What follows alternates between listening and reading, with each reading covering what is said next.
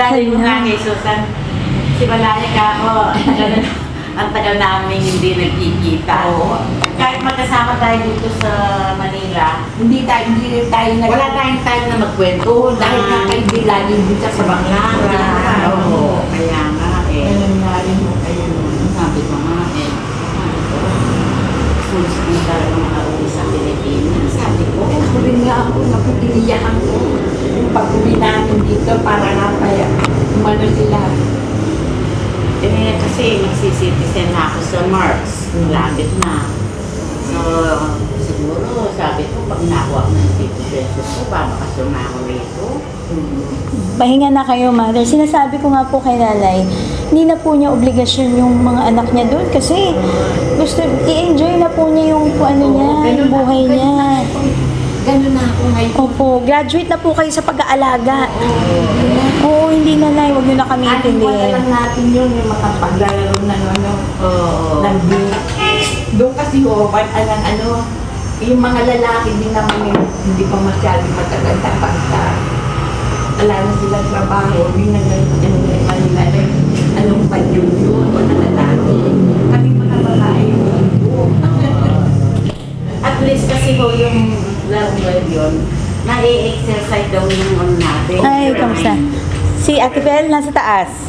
Ganun. Kaya kailangan natin yung araw-araw.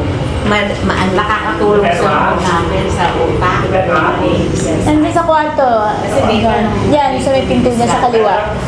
excited ako ng manalo. Yung, Gusto mo sabihin ko pumunta ka? exercise daw yun Ah, eh. sige.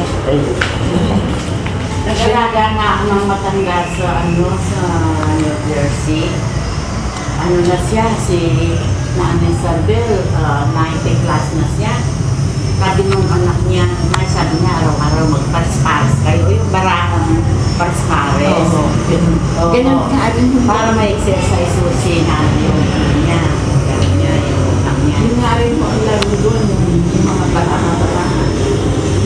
mga edad na Nobel, namatay si Nanay Isabel, 94 na eh.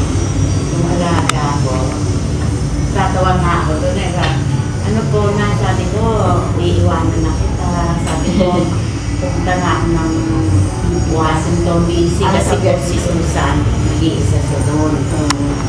Huwag ka muna nga alis, Nita. Sabi niya, gusto mo bigay ko sa iyo ang pera ko. Sabi niya, huwag ka lang maalis, sabi niya. Alam niyo, malakas pa ho siya kumakit sa pa siya, wala na rin sa kakain.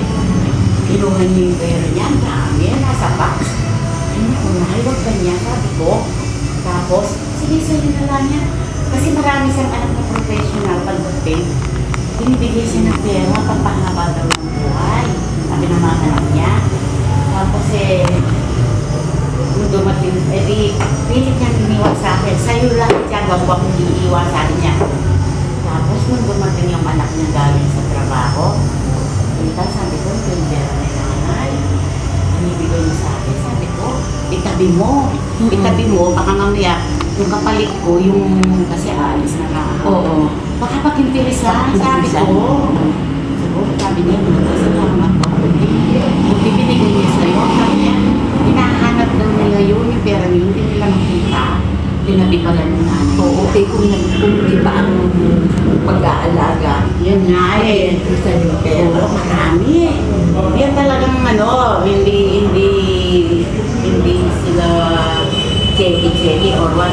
Pera talaga, binibigyan nila sa nanay nila. Para daw may binibilang araw-araw, para daw ahaba ang nanay nila. Ganun yung mga